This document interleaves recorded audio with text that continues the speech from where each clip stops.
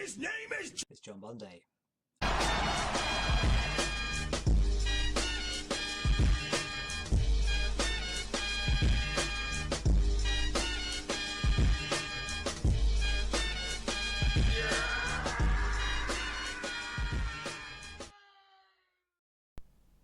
Hello Internet, it is John Bunday, and I was tagged by Retro Red Steve about doing top 5's.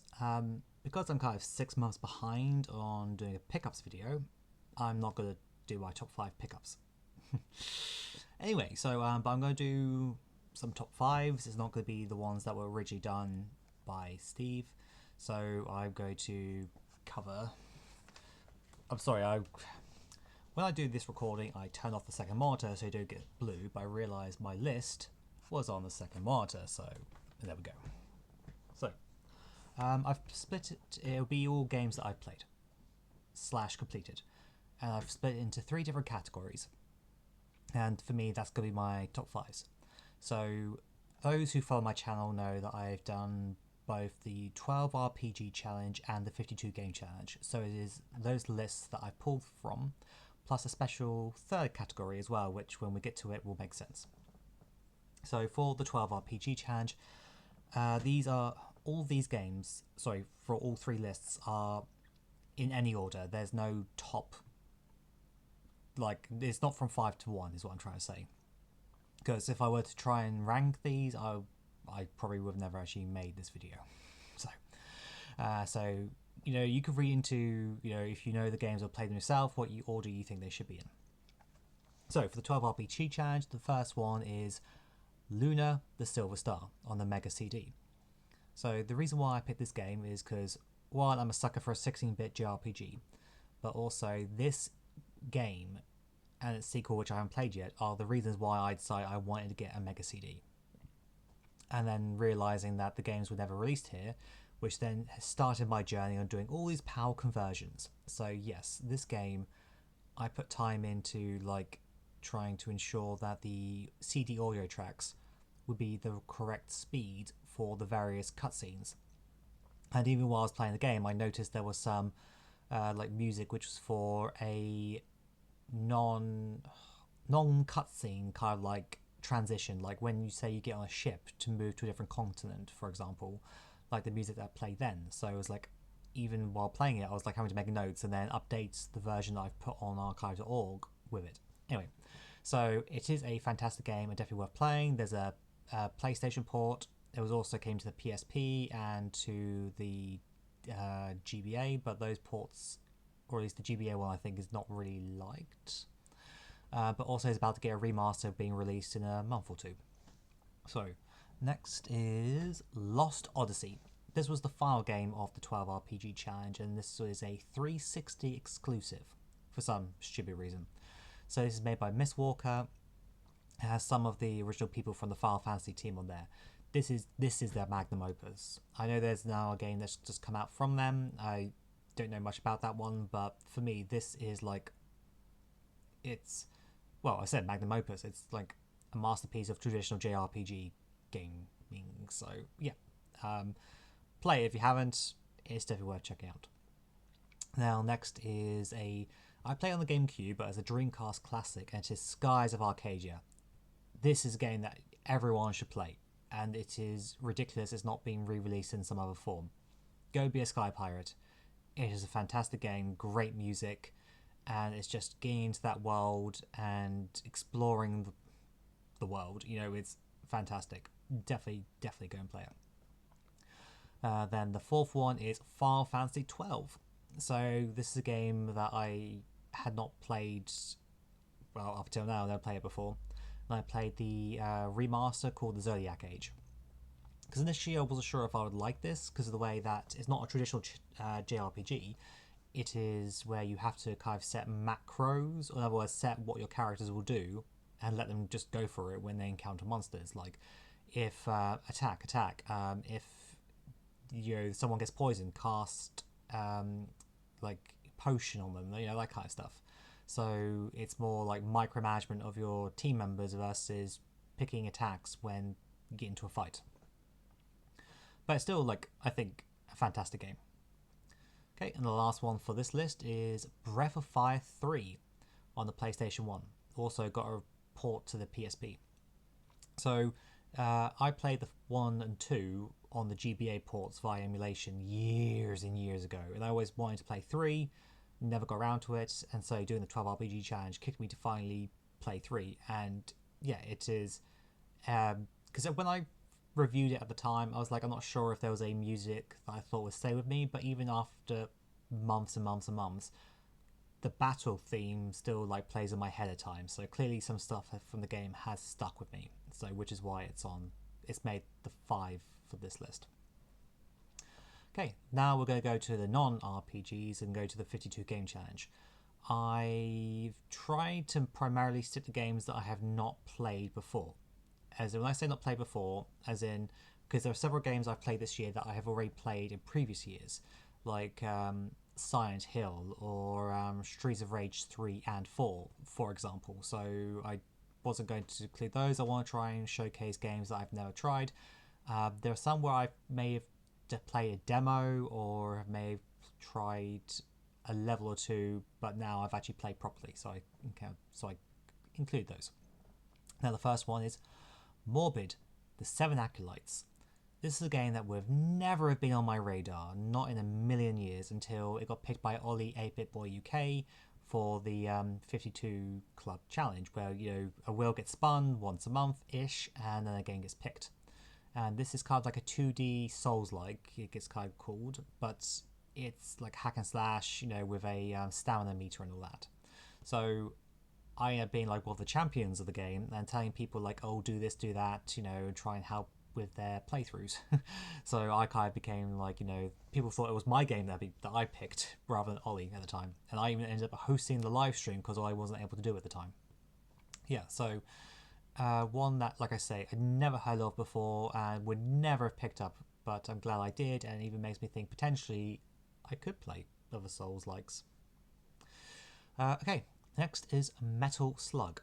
Yep, the classic. I've played Metal Slug 3 before, but I've never played the original. So me and James, aka Super Radish Gaming, we have a podcast that we do, and this was the games we picked, and we actually managed to play it on co-op online. So thanks to Steam, we were able to do a session together and play through the entirety of the game. We also then did separately try the game just to see what it was like a single player, and it was a lot of fun. I can definitely see why this was such a big hit back in the day. Like, the visuals are gorgeous, the gameplay is fast and frantic. Yeah, brilliant game. Then next is one which, when I did my review, I had a big whiskey and I was sipping from it, and because I was just so done. I was so depleted from completing this game. But that was Life on Earth, which is on the Mega Drive. It's a homebrew Mega Drive game that got released last year, because we're now in 2025.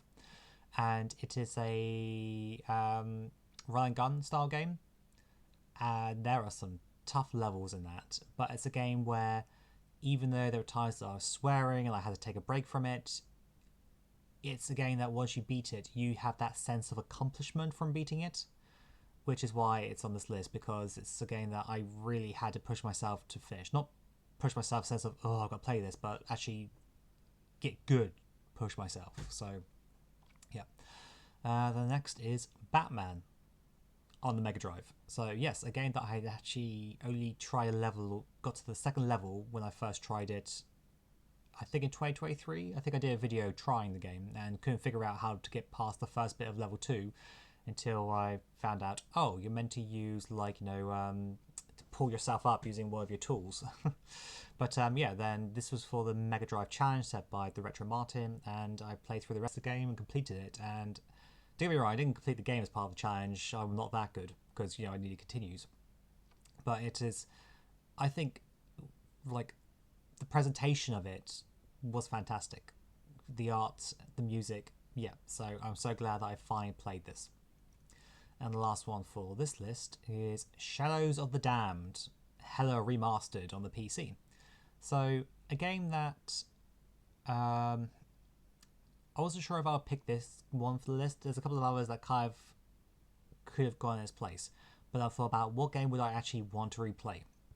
Because initially I had like God of War 2 or 3 or even Voodoo Vince, on this list. But then I was thinking, Shadows of the Damned has so much personality and so much, humour. And then out of all the games, this is probably the one that I would actually replay if I was going to. Not to say the other games are bad, and I probably would happily replay them, but if I had to replay one of them, it's probably because it's like a shooter, whereas the others are like, platform, hack and slash kind of games. So, not that I don't like those, it's just this I think it's probably maybe the quick time events in God of War 2 and 3 kind of maybe go a bit on that. And Voodoo Fence, that final like level at the end of climbing up the giant robot was a bit like so that kind of like is a minus point, which is why I've gone for Shadows of the Damned. Okay, so that's the games that were not RPGs. For the last list, so there were only 5 games, so they were all going to be on the list, and this is a category which is games that hold special memories because all 5 I played with my oldest son. So this year he turned 5 back in July, but up till this point I haven't really let him see games. Like, you may have seen me play like my Game Boy or something, but not as in actually he gets to play a game. Because I've been trying to not have him follow too closely in my footsteps. Don't get me wrong, like if he gets in gaming, great. It's just I trying to avoid him like turning into like the stereotypical, play Fortnite and what like V-Bucks, rather than like having a childhood is what I'm trying to avoid. I'm not saying that I'm going to stop him playing games because we've played these games together, but I want him to have appreciation for single player games. So, okay, the first game that we beat was Discworld. We played the PS1 port, but it was also on the PC. So this is a point-and-click adventure game based on the Discworld books. You play Rincewind the Wizard, and you have to deal with a dragon that has, appeared in the world. So, why it's up to you to deal with it? Find out. Next then is Final Fantasy Mystic Quest on the SNES. So this gets called like baby's first JRPG, and yes, for good reason, but the fact that it is actually a solid game and the music kicks ass. But it would maybe be a bit boring, but like my son like enjoyed this game so much, like he got attached to the characters because I'd read out the dialogue, and then whenever we get a new party member, and then like we would hope we would see it again because they come back, like you get each party member like twice through the game, and then like when it was over, he was so sad because he was going to miss all these characters that he'd gotten to know. So he asked, "Can we play again?" I'm like, "I have other games I want to play, son." So, okay, then moving on, we have Knight's Journey of Dreams. So a game I beat only like a month ago, and he just loved like the presentation of this and like the music, the style of like knights, and like tried like controlling. He couldn't really get on with like the 3D aspect of it, but he had to go and enjoy watching me play the bits of it I did. So, and then following on from that, we also, because it was Christmas, played Christmas Nights. Again, he couldn't really do too much in it. He would have a try at the beginning. I would get into turning into knights, because when you start Christmas Nights, you're the child and you have to get to the cage and merge with knights. Anyway, so I'll do that, and then he gets to play as knights for a little bit before handing the controller back to me and say, "Okay, you do this now." And then the last game is Discworld 2. Again, the PS1 port, but also the PC. And pretty much more of the same with the first game, but they've improved the graphics, and the puzzles aren't as asinine. Don't get me wrong, some of them are, what the hell are you doing? But overall, it's a fairer game. Anyway, so those are my top 5s, not the official top 5s.